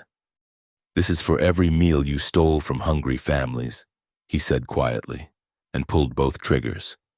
Morrison toppled from his saddle, and with him went the last of Kellen's fighting spirit. Seeing their leader afoot and their enforcer down, the remaining men began to waver. One threw down his weapon and raised his hands. Another spurred his horse toward the trees, abandoning the fight entirely. "Surrender!" Donovan called out, his voice carrying over the diminishing gunfire. "Throw down your weapons and you'll get fair treatment." It was more mercy than they deserved, but it was also smart tactics. Men fight harder when they think death is their only alternative. Kellen himself seemed to recognize this, raising his hands slowly as his remaining followers followed suit. "This isn't over," he said as Donovan approached with rope to bind his hands. "You think you've won something here, but you have no idea what you're up against. I've got friends in territorial government, connections you can't imagine." "Maybe," Donovan replied calmly as he secured the knots.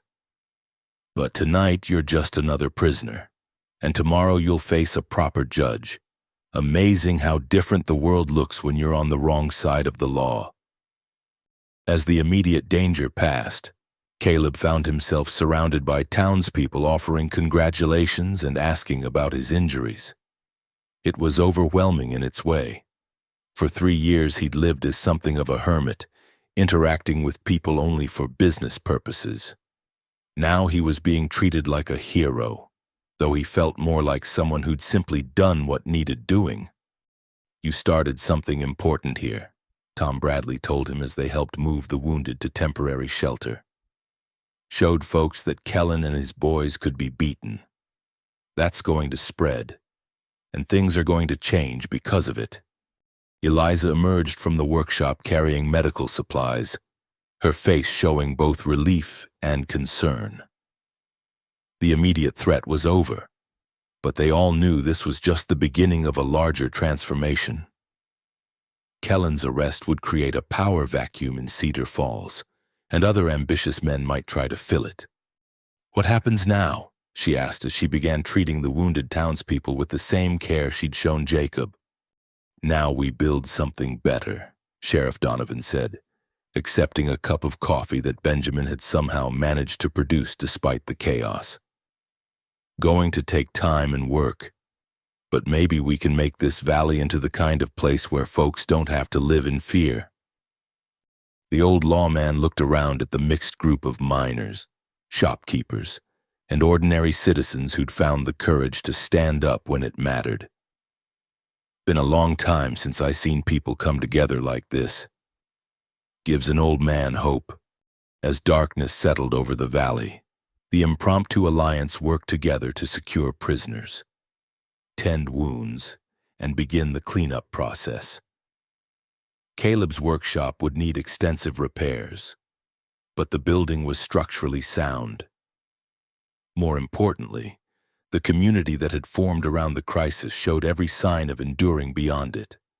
Jacob, despite his injury, insisted on helping to inventory the captured weapons. "These belong to the people now," he said firmly. "Kellen's been using our fear against us for too long. Time we had the means to defend ourselves proper." Benjamin proved invaluable as a messenger, his youth and speed allowing him to carry word between the various groups organizing in town. The boy had grown considerably during their ordeal. Caleb realized the frightened teenager who'd been beaten and left to die had become a young man with purpose and confidence. And Eliza moved through the aftermath with quiet competence, organizing medical care and coordinating food for the volunteers. She'd found her place in this emerging community, Caleb realized, just as he'd found his role as both defender and symbol of resistance. "Penny for your thoughts," she said, finding him standing alone near the damaged forge as the evening wound down. "Just thinking about how fast things can change," he replied. "This morning we were hiding, fighting for our lives. Tonight we're part of something bigger." "Scared?" she asked. "Terrified," he admitted. "But also hopeful. Martha always said this valley could be special if the right people committed to making it work. Maybe we're those people." Eliza nodded, her hand finding his in the darkness. "Maybe we are." Around them, the sounds of community continued. Quiet conversations about tomorrow's challenges, the scrape of tools being organized, the low voices of people making plans for a future they'd helped create. It wasn't the end of their troubles, but it was definitely the end of the old way of doing things. Royce Kellen's reign of intimidation was over, broken by ordinary people who decided they deserved better. What came next would be up to all of them, working together to build something worthy of the courage they'd shown.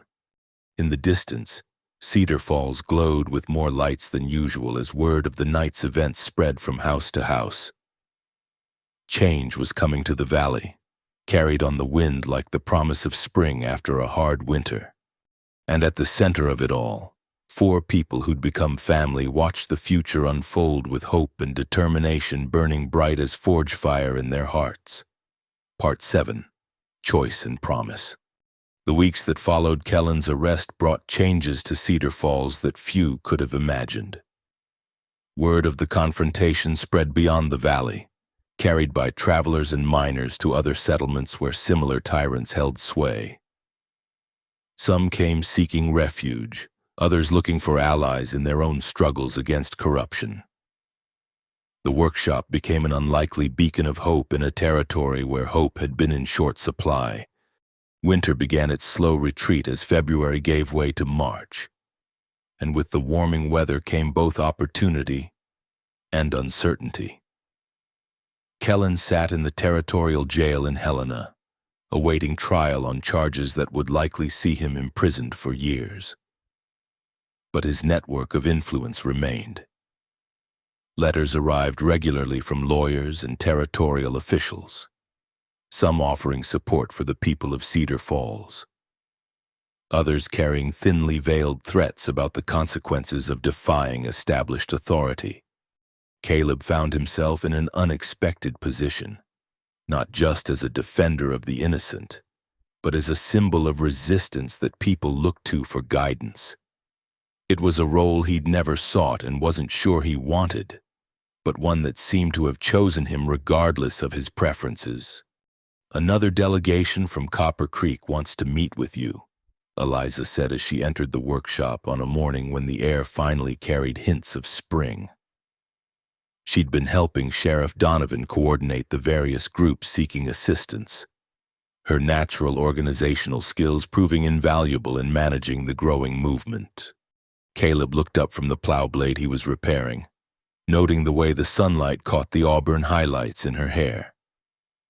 The bruises from her beating had long since faded, replaced by a confidence and strength that seemed to grow daily. She'd become indispensable not just to the resistance movement but to his own sense of purpose. "What do they want?" he asked, though he suspected he already knew. "Same as the others. Help dealing with a corrupt sheriff who's been bleeding their town dry. They've heard what happened here and want to know if we can teach them how to organize their own resistance." It was a pattern that had repeated itself a dozen times over the past month. Communities throughout the territory had lived under the thumbs of men like Kellen, accepting abuse because they saw no alternative. The success in Cedar Falls had shown them that alternatives existed, but it had also created expectations that Caleb wasn't sure he could meet. "Tell them what I told the others," he said finally.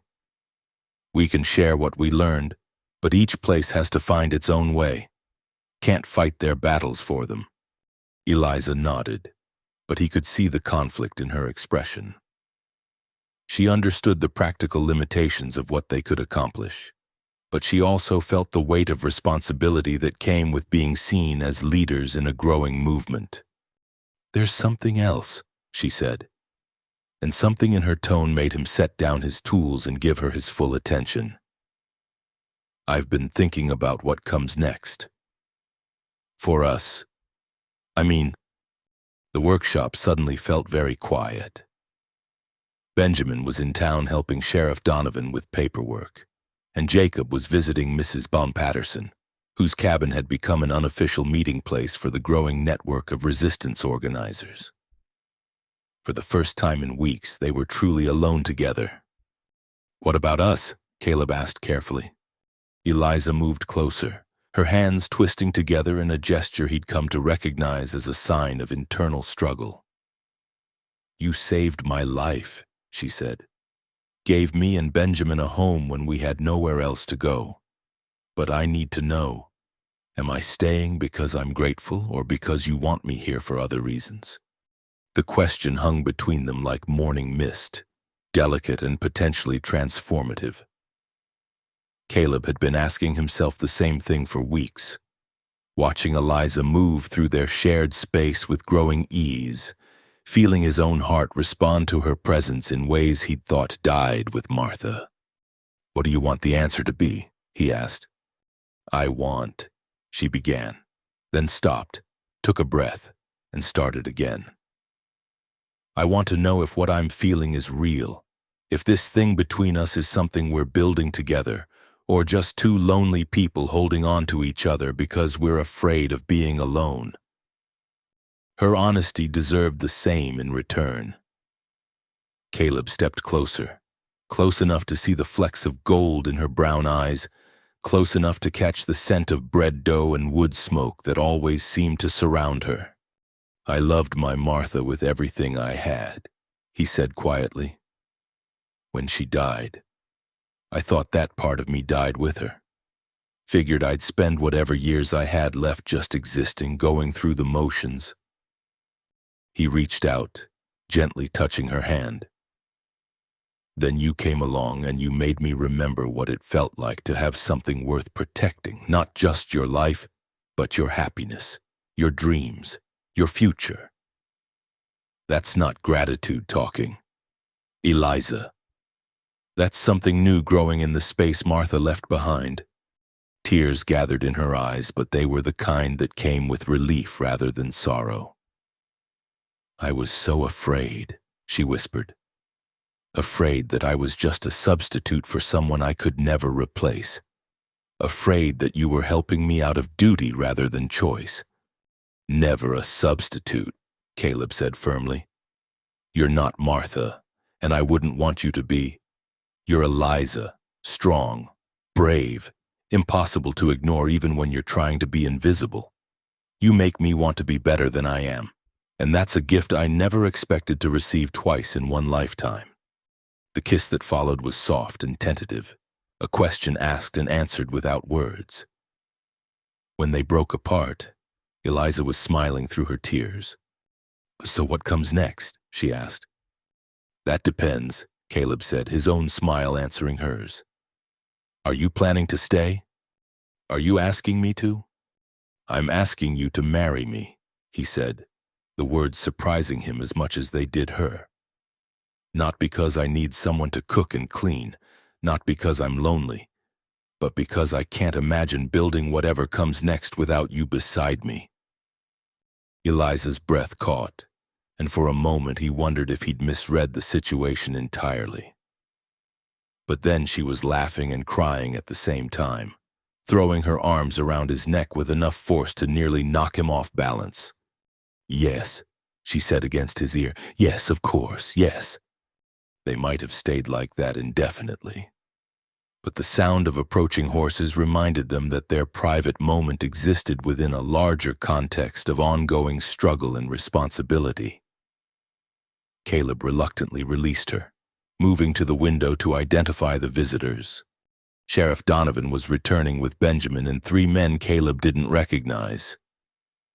Territorial officials by their dress and bearing, probably here to investigate the events that had led to Kellen's arrest. Such visits had become routine as word of the resistance spread to higher levels of government. "Ready to face the world again?" Eliza asked, smoothing her hair and wiping her eyes. "With you, I'm ready for anything." The meeting that followed proved more significant than either of them had expected. The territorial officials weren't there to investigate wrongdoing, but to offer official support for the changes happening in Cedar Falls. Governor Potts himself had sent them, with authority to establish new legal frameworks that would prevent future Kellens from gaining power. "What you've accomplished here has implications far beyond one valley," said James Fletcher, the lead official. "The territorial government has been looking for ways to establish legitimate law enforcement in remote areas without relying on local strongmen who abuse their authority. The proposal they outlined was ambitious, a new model of community-based law enforcement that would be accountable to territorial authorities while remaining responsive to local needs. Cedar Falls would serve as a test case, with Sheriff Donovan remaining in charge but with additional resources and oversight. And the people who've been seeking your help? Asked Sarah Morrison, the second official. We understand there's been significant interest from other communities. That's what we wanted to discuss, Eliza said, stepping forward with the confidence of someone who'd found her voice. We can't solve everyone's problems, but we can help them solve their own. What if we established a training program? Teach people how to organize, how to work within legal frameworks, how to build the kind of community resistance that actually works. The idea sparked immediate interest. Within an hour, they were sketching out plans for what would become known as the Cedar Falls Institute, a combination school, meeting place, and coordination center for communities throughout the territory seeking to establish legitimate governance. You'd need funding, Fletcher pointed out, and official sanction from the territorial government. We can provide both, Morrison added. Governor Potts has been looking for exactly this kind of initiative. Something that builds stability from the ground up instead of imposing it from above. As the afternoon wore on, the scope of their vision expanded. The workshop would be rebuilt and enlarged, with proper meeting rooms and sleeping quarters for visitors. A school would be established to teach both children and adults the skills needed for democratic participation. Most importantly, a legal aid office would help communities navigate the complex process of establishing legitimate local government. It's a big undertaking, Donovan warned as they reviewed the preliminary plans. Going to take years to build, and there'll be plenty of folks who don't want to see it succeed. All the more reason to do it right, Caleb said. Martha always believed this valley could be special. Maybe this is what she was seeing. Not just a place where people could survive, but a place where they could learn to thrive. Benjamin, who'd been listening with growing excitement, suddenly spoke up. Could I help design the new workshop? I've been learning about metalwork, but I've also got ideas about how the buildings could fit together better. The boys' enthusiasm was infectious, and soon they were all contributing ideas about layout, function, and the dozens of practical details that would determine whether their vision became reality or remained just another well-intentioned dream. As evening approached and the officials prepared to return to Helena with their report, Eliza found herself standing beside Caleb on the small rise behind the workshop.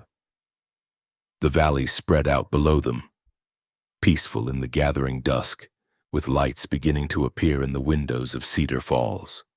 Scared? She asked, echoing their conversation from weeks earlier. Terrified, he admitted, but also excited. We're going to build something here that's never been tried before. Something that could change how people think about community and governance. Together, she said, taking his hand. Together, he agreed. Below them, the lights of the town twinkled like earthbound stars, each one representing a family that had chosen to stay and build rather than flee to easier territories. In a few months, there would be more lights as new people arrived to participate in the experiment they were creating. The workshop would ring again with the sound of hammer on anvil, but also with voices planning a future that seemed impossible just months earlier. When should we have the wedding? Eliza asked as they watched the first stars appear in the darkening sky. Caleb considered the question seriously. Spring, he said finally. When everything's growing and new, seems appropriate for new beginnings. Spring it is, she agreed. They stood together in comfortable silence. Two people who'd found each other in the darkest of circumstances and chosen to build something bright and lasting. Around them, the night settled over the valley like a gentle benediction, carrying with it the promise of challenges and opportunities, struggles and triumphs, all the messy complexity of life lived with purpose and hope. The forge fire had burned low in the workshop below, but its glow still painted the windows with warm light, a beacon of safety and possibility in a territory that had known too little of either. Soon there would be other forges, Other lights, other communities learning that they didn't have to accept oppression as the price of survival. But for now, there was just this moment, this place, and the quiet certainty that love and courage could indeed change the world. One choice at a time. Part 8. Enduring Flame. Spring 1882. The sound of hammers on steel rang across the valley with a different rhythm than before. Not just one man working alone, but multiple forges singing in harmony as the Cedar Falls Institute took shape. What had begun as Caleb's modest workshop had grown into something Martha could never have imagined in her wildest dreams. A sprawling complex of buildings that served as school, meeting hall, training center, and sanctuary for those seeking to build better communities throughout the Montana Territory. Caleb paused in his work, wiping sweat from his forehead as he watched the controlled chaos of construction around him. Benjamin, now 18 and taller than his teacher, was instructing a group of young men from various towns in the finer points of metalworking. His natural aptitude had blossomed into genuine expertise, and his patience with newcomers reminded Caleb daily of how much the frightened boy had grown. "The key is listening to what the metal tells you," Benjamin was saying as he demonstrated proper hammer technique. "Force it too hard and it'll crack, too gentle and it won't hold the shape you need. It's about finding the balance." Good advice for more than just blacksmithing, Caleb thought. The past year had been an exercise in exactly that kind of balance, between growing too fast and not growing fast enough, between maintaining their principles and adapting to practical realities, between local needs and territorial responsibilities. The Institute now housed 43 permanent residents and typically hosted another 20 to 30 visitors at any given time. What had started as an informal network of resistance had evolved into something unprecedented, a functioning model of democratic governance that was being studied and replicated across the frontier. "Caleb," Eliza's voice carried across the yard, warm with affection and tinged with mock exasperation. "Your students are here for the afternoon session, and you're still covered in soot." He looked down at himself and grinned. After a year of marriage, she still tried to civilize him before important meetings, though she'd learned to accept that a working blacksmith was going to carry the marks of his trade. The wedding had been everything they'd hoped for, a simple ceremony in the valley with half the territory in attendance, followed by a celebration that lasted 3 days and established new friendships that continued to strengthen their growing network. "Give me 5 minutes," he called back, already moving toward the wash basin they kept outside the main forge. Through the open door of what they now called the community hall, he could see the afternoon's participants gathering. 3 mayors from mining towns, a group of ranchers dealing with corrupt land agents, and a delegation of women from across the territory who were working to establish schools in their communities. The women's group was particularly close to Eliza's heart. She'd discovered that her experiences organizing resistance in Cedar Falls had given her insights that applied far beyond their specific situation. Her workshops on community organization had become some of the Institute's most popular offerings, drawing participants from as far away as Oregon and Texas. As Caleb cleaned up and changed into his teaching clothes, a relatively clean shirt and trousers that only had a few scorch marks, he reflected on how much their lives had changed. The man who'd once been content to work alone in his workshop was now regularly addressing audiences of 50 or more, sharing hard-won lessons about building sustainable resistance to corruption and abuse. It wasn't always easy. The growth had brought challenges none of them had anticipated. Funding was a constant concern, despite territorial support and donations from communities they'd helped. Housing and feeding their expanding population required careful planning and constant attention to logistics. most difficult of all was maintaining the spirit of mutual aid and cooperation that had made their early success possible as they dealt with larger numbers and more complex problems. But it was working. Letters arrived weekly from communities that had successfully implemented some version of the Cedar Falls model.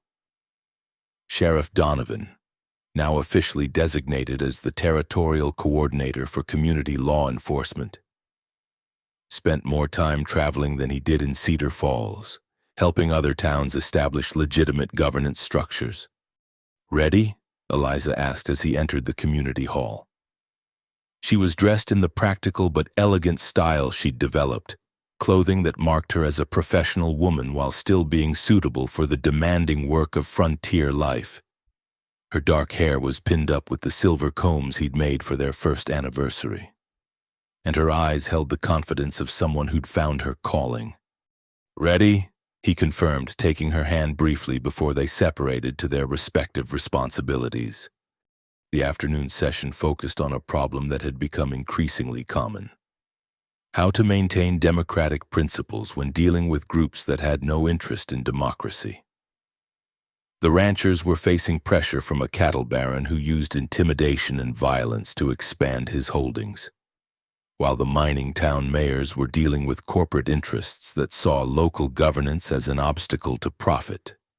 "The mistake most people make," Caleb told the assembled group, "is thinking that because we believe in fairness and cooperation, everyone else does too. Men like Kellen understand only strength. The key is making sure your strength serves justice instead of just serving itself."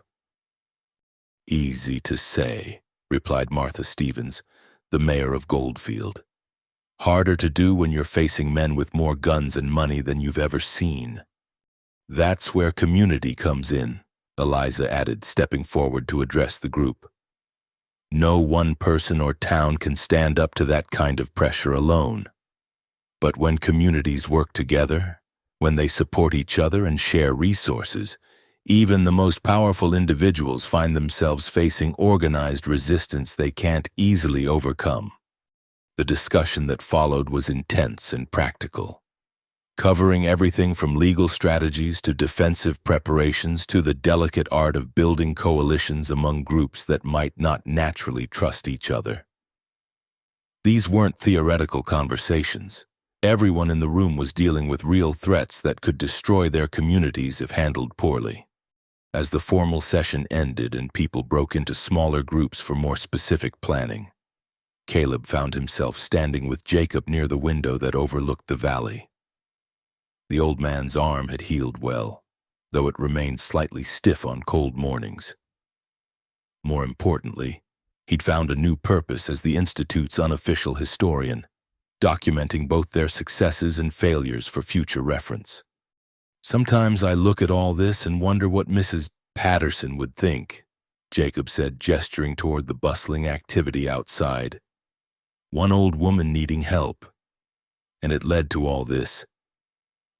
She'd probably tell us to quit standing around talking and get back to work," Caleb replied with a smile. "But I think she'd be proud. We took her suffering and turned it into something that's helping hundreds of other people avoid the same fate."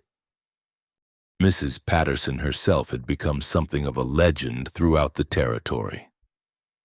At 73, she'd surprised everyone by insisting on participating in the Institute's governance training programs. Her first-hand experience with corruption and her natural storytelling ability made her an effective teacher, and communities that sent delegations to Cedar Falls often specifically requested time with the woman who started it all. "Speaking of Mrs. Patterson," Jacob said, "she wanted me to remind you about the evening's entertainment. Said if you missed another one of her readings, she'd take a rolling pin to your thick skull." Caleb laughed. The evening readings had become a cherished tradition at the Institute. After long days of serious work, the community would gather in the main hall to hear stories, share news from across the territory, and simply enjoy each other's company. Mrs. Patterson's dramatic readings of newspaper accounts, often embellished with her own commentary, were particularly popular. As the afternoon wound down and people began preparing for dinner, Caleb made his way to the newest addition to the complex, a workshop that was specifically his own, separate from the teaching forges and large enough to handle the custom work that still formed the backbone of their economy. The institute was largely self-supporting now, with income from metalwork, farming, and fees from communities seeking assistance. But it had taken careful planning to reach that point.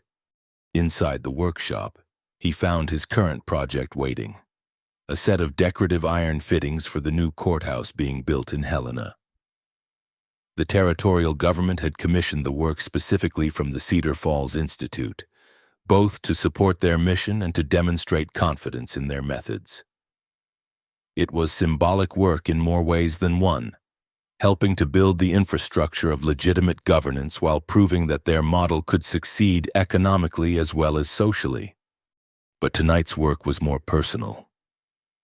On his bench sat a small knife, nearly finished, the steel polished to mirror brightness.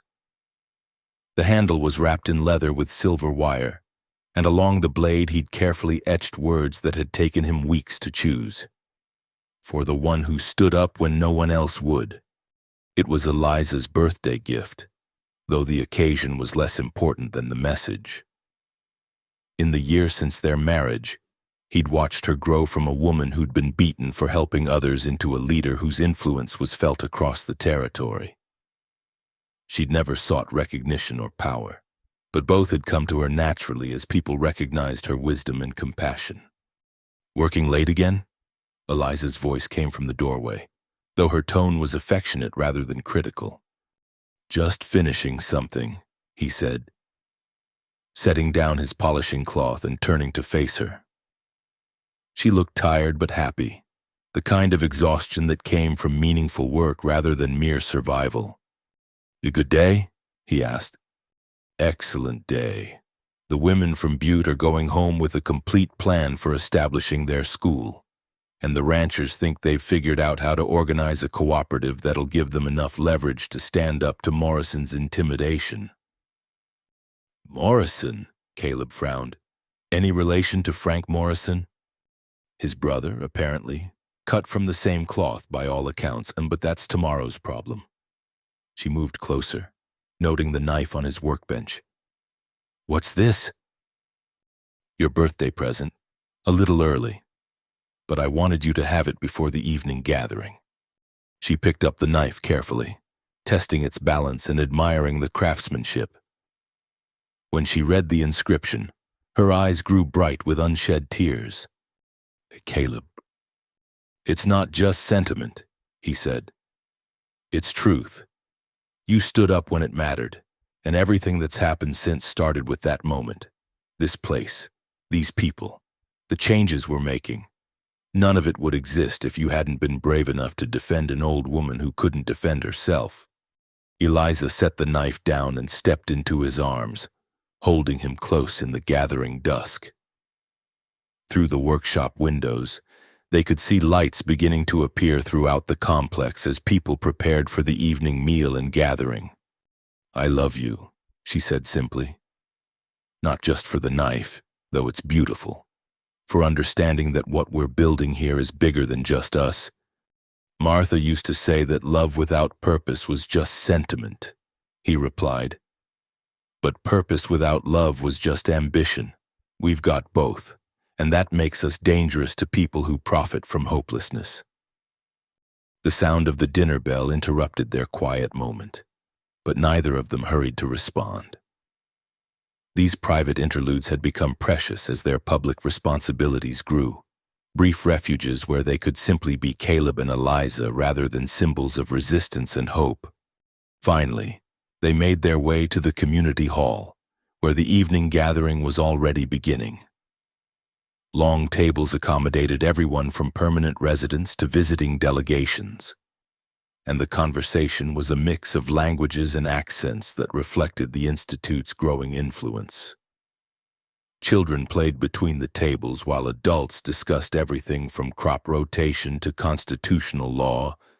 Mrs. Patterson held court at one end of the hall, regaling a group of newcomers with the story of Kellen's downfall, though her version had grown considerably more dramatic over the year of retelling. Benjamin sat with the metalworking students, sketching designs for a new type of plow that might work better in the challenging mountain soil. Sheriff Donovan was present as well, recently returned from a trip to the territorial capital where he'd been consulting on proposed changes to law enforcement procedures. His reports of growing support for their methods at the highest levels of government were encouraging, though everyone understood that political support could be fickle. "Friends," Caleb said as the meal wound down and people began to settle in for the evening's program. Before Mrs. Mutt Patterson favors us with another of her dramatic readings, I wanted to share some news that arrived today. He held up a letter bearing the territorial seal. Governor Potts has officially designated the Cedar Falls Institute as a center of excellence for community governance. That means formal recognition, additional funding, and most importantly, authorization to expand our training programs to include law enforcement officers from across the territory. The applause that followed was enthusiastic but brief.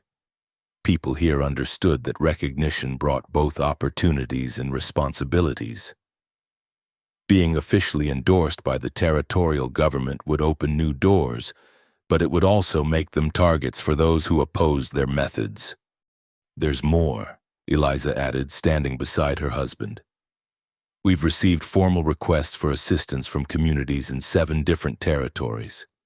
If we accept even half of them, we'll need to double our capacity within the next 2 years. The discussion that followed was animated and practical. Growth was necessary if they wanted to have real impact, but uncontrolled growth could destroy the very qualities that made their model effective. How could they expand while maintaining the personal relationships and mutual accountability that were central to their success? As always, the community worked through the challenges together, with input from everyone from the youngest apprentices to the most experienced leaders. It was messy and sometimes frustrating, but it was also genuinely democratic in a way that most formal governments could never achieve. Later, as the gathering wound down and people began to drift toward their quarters, Caleb and Eliza found themselves on the front porch of their small house, watching the lights gradually dim throughout the complex. The night was warm for spring, and the sound of rushing water from the creek mingled with distant laughter and conversation. "Do you ever miss it?" Eliza asked. "The simplicity of just being a blacksmith with a workshop?" Caleb considered the question seriously. "Sometimes," he admitted. There was a purity to that life, a clarity about what needed doing and how to do it. But I wouldn't go back. This work we're doing, it's what Martha always dreamed of, and it's what you and I were meant to build together. Even knowing what it costs, the threats, the constant pressure, the way people look to us for answers we don't always have. Especially knowing the costs," he replied. "Easy victories don't change anything that matters. The hard work, the kind that requires sacrifice and persistence, that's what builds something that lasts." Eliza reached for his hand, her fingers finding the small knife at her belt. "Then we keep going. We keep going, together." Around them, the valley settled into peaceful darkness. But it was the peace of a community that had learned to defend itself and help others do the same. In the distance, a coyote called to its pack, and somewhere in the complex, a late worker's hammer rang against steel with the steady rhythm of creation.